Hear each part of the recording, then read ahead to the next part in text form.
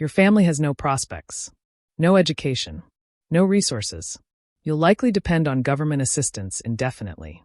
The immigration officer stamped my file with the kind of finality that felt permanent, like she was marking me as a lost cause rather than processing paperwork. My mother stood beside me in the cramped office, her hand trembling slightly as she tried to understand what was happening. We'd arrived from Syria 3 weeks earlier with 2 suitcases and approximately $347 in cash. My father had died in the conflict 2 years prior. My mother had worked as a teacher in Damascus. I was 16, speaking minimal English, with a high school transcript from a country that no longer officially existed. The officer looked at me with the kind of pity people reserve for situations they've already decided are hopeless. Your mother will likely need to work in domestic services. You should pursue vocational training. Focus on survival, not ambition. People like your family don't typically achieve economic mobility. It's just not realistic. I said nothing, but I was already calculating the flaw in her assessment. 32 years later, I was sitting in the White House, presenting my economic research to the President's Economic Advisory Council, and that immigration officer's file was sitting in a box in my office. A reminder of what happens when people underestimate the power of spite combined with intelligence. My name is Layla Mansour, and I am a senior economist at the Federal Reserve with a specialization in immigration policy and economic mobility. My published research on immigration's impact on GDP growth has influenced national policy. My books have been translated into 17 languages. I've been awarded a MacArthur Fellowship. I hold a PhD in economics from MIT and a master's degree in public policy from Harvard. But in 1992, I was just a refugee kid with no prospects. My mother took the immigration officer's assessment as truth. She found work as a live-in housekeeper for a wealthy family in Boston. She sent me to public school and worked double shifts to afford my tutoring. She genuinely believed, that survival was the best we could hope for. I believed something different. I believed the immigration officer was an idiot.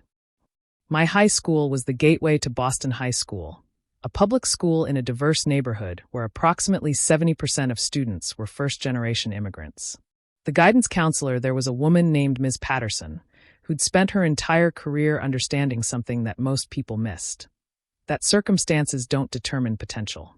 You want to apply to MIT? She said, reading my college preference list with an expression of pleasant surprise rather than the doubt I'd expected.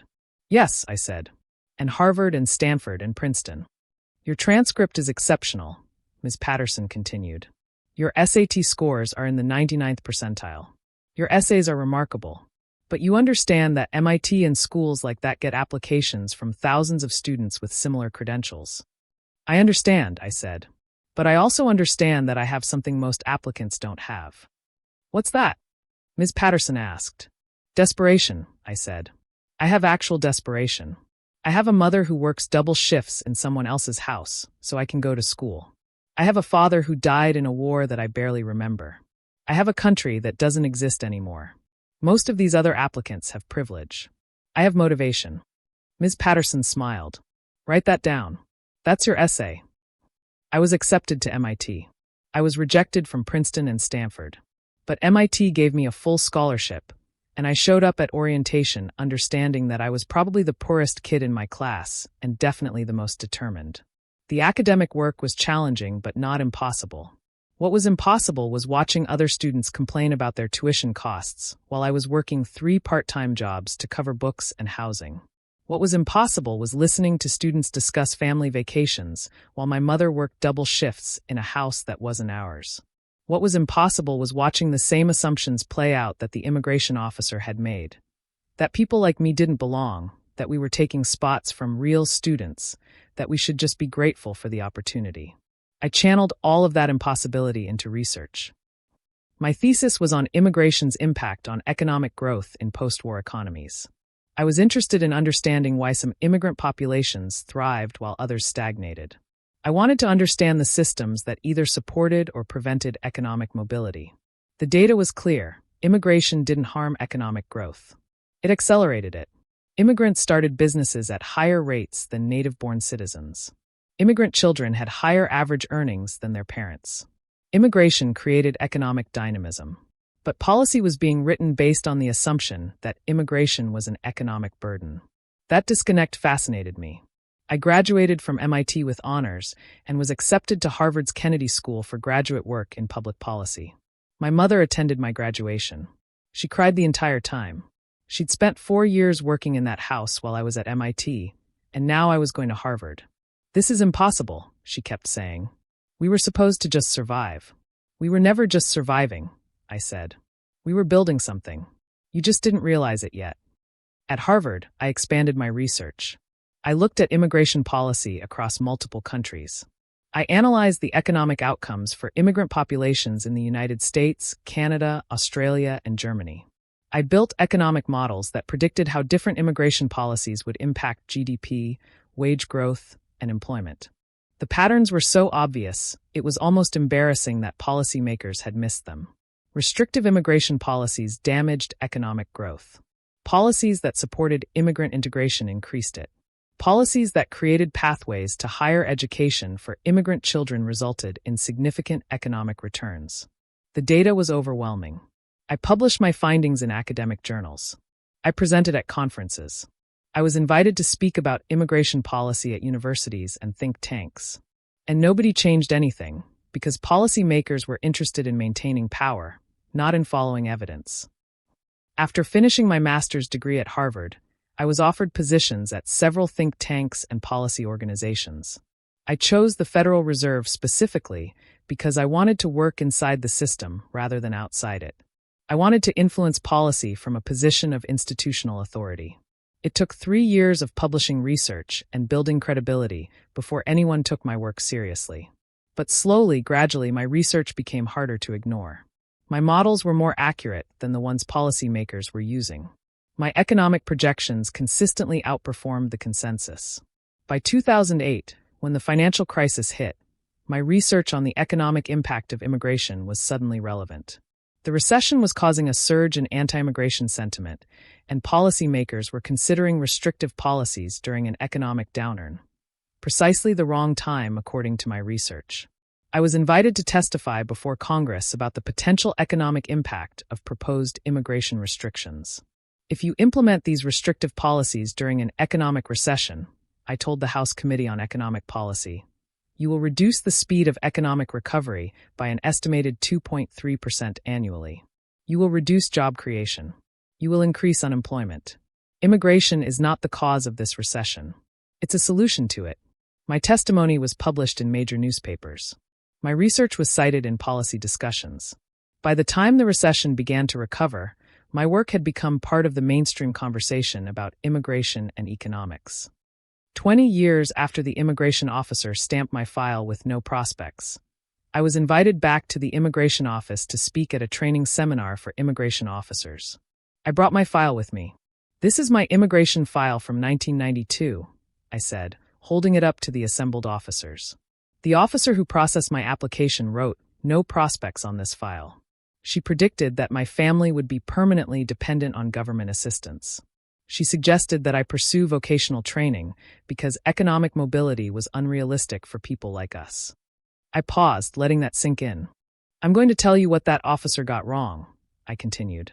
She made assumptions about potential based on circumstance. She saw a refugee family with limited resources and decided that meant we were incapable of economic achievement. She was wrong. And that wrongness has consequences.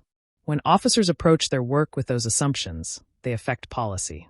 When policy is based on those assumptions, it affects millions of people.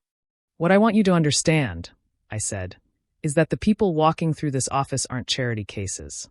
They're not burdens on society. They're future doctors, engineers, scientists, and yes, economists. They're future leaders and innovators and contributors to this economy. Your job isn't to assess their current circumstances. Your job is to process their paperwork and give them a chance to write their own story." After I finished speaking, I signed copies of my most recent book for the officers. One of them asked me if I'd ever contacted the officer who'd written no prospects on my file. "I tried," I said, "but she's retired.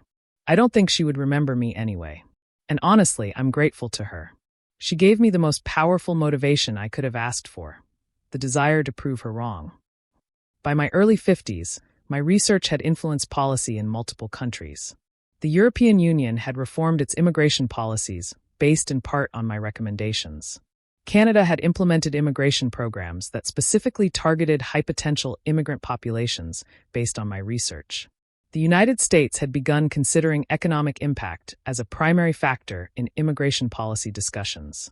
I was invited to the White House to present my latest research on the long-term economic benefits of refugee resettlement programs. Refugee resettlement programs have a cost in the short term, I told the President's Economic Advisory Council. In the long term, they have a dramatic economic benefit. Refugees who are given access to education and integration support generate approximately $3.50 in economic value for every dollar spent on resettlement programs over a 30-year period.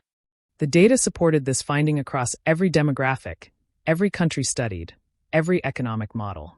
Your predecessors made policy based on fear and assumptions, I continued. The evidence suggests a different approach, that investing in refugee integration is not just humanitarianism, it's sound economics. The president looked at the data, looked at me, and asked a question that showed he'd actually been paying attention. You came here as a refugee, didn't you? He asked. Yes, I said. 30 years ago. An immigration officer told me I had no prospects. I've spent my career proving her wrong. Thank you, the president said, for proving her wrong. 15 years after that White House presentation, I was awarded the Nobel Prize in Economics. The Nobel Committee cited my work on immigration policy and long-term economic growth.